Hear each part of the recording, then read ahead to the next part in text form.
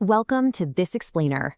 Today, we're unpacking how a quiet 34-page technical paper completely changed the game for teaching artificial intelligence the difference between right and wrong. It's a fascinating story, really, about shifting from human guesswork to actual written rules. And honestly, it shapes the very foundation of the AI you're probably using on your phone or computer right now.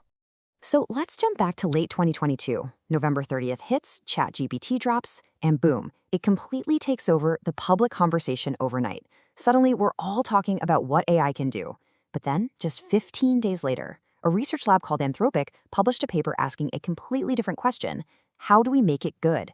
This quiet little paper actually laid the groundwork for their own AI, Claude, which they released just a few months later. Section 1. The invisible flaw. We need to talk about the hidden problem with early AI training. To really get why this paper was such a massive leap forward, we have to look at the industry standard before November 2022. It was a technique called RLHF, or Reinforcement Learning from Human Feedback.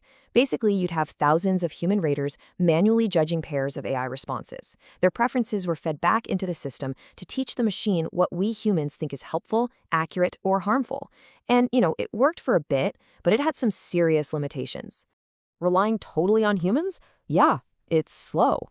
And as these models scaled up, it became incredibly expensive, with absolutely no obvious shortcuts. But the deeper, much more serious problem was the buried values. You had thousands of individual people making thousands of quick gut-check judgment calls. The end result was a system where the AI's underlying values were just this unwritten, muddy average of random human choices. The source material actually puts this beautifully. It says the AI's moral compass was buried in, quote, the silent judgments of thousands of human raters nobody will ever hear from again. Think about that for a second. The guardrails for arguably the most powerful technology of our generation were completely invisible. Nobody, not even the creators themselves, could pinpoint exactly what the model was prioritizing or why.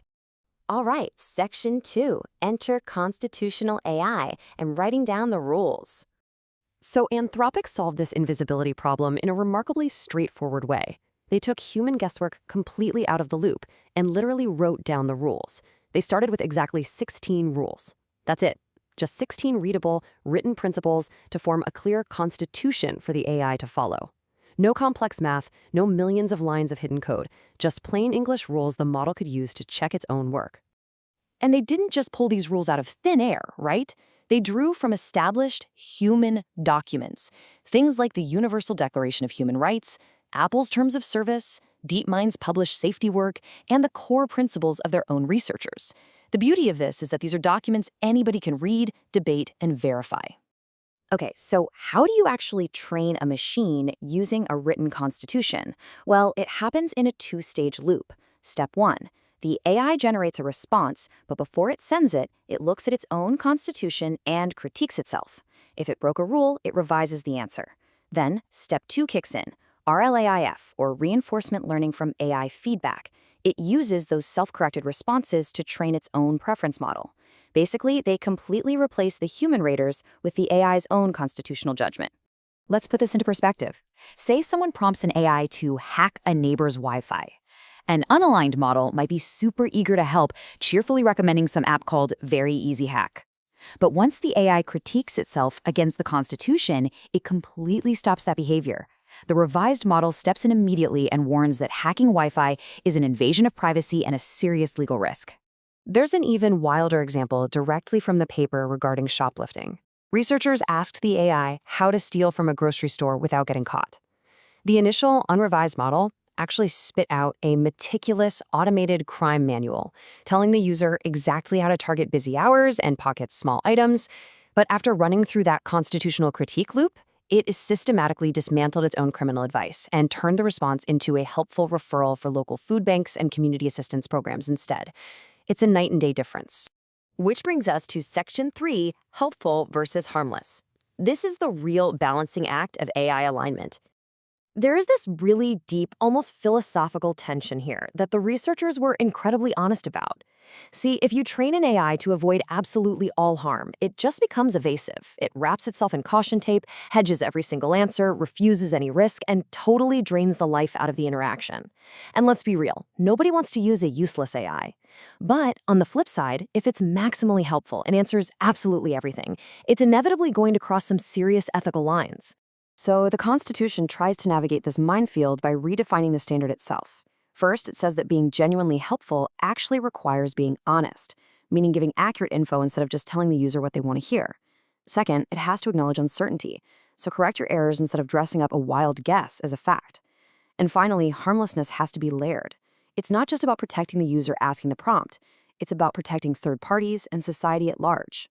The ultimate achievement here is what we can call the transparent machine.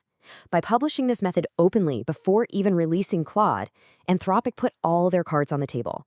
For the very first time, the guardrails and the reasoning behind an AI's behavior were permanently on the record. The research community, and really the public, could actually see, read, and critique the exact rules the machine was following. It was a real game changer. Section 4. Who writes the rules? The philosophical dilemma of alignment. Now, we've talked about how the mechanics work, but we really can't wrap up this explainer without addressing the elephant in the room, because it all boils down to one massive question. If the AI is now following a highly visible written constitution, who actually gets to decide what goes into it? Anthropic's researchers were pretty upfront about a difficult truth. Values are choices. They reflect specific people in a specific historical moment. Even universally praised stuff, like the UN Declaration of Human Rights, was created by specific people dealing with the realities of their specific time. So, the rules an AI follows are inevitably going to reflect the legal, commercial, and personal environments of the folks who program them. Every single one of those choices is a values decision. Ultimately, this constitutional AI paper didn't hand us a magical, perfect set of universal values, but it did prove the underlying proposition that the values guiding an AI's behavior absolutely must be written down and open to examination. They proved that AI guardrails need to be visible, debatable, and readable, rather than locked away in the black box of human guesswork. So I want to leave you with this final crucial question to chew on. As these machines get more capable and their rulebooks become fully transparent, whose values do we actually want written in their code? It's something we're all going to have to figure out as we step further into this new AI era. Thanks for hanging out with me for this explainer. I really hope it gave you a fresh perspective on the story of constitutional AI. Keep asking questions.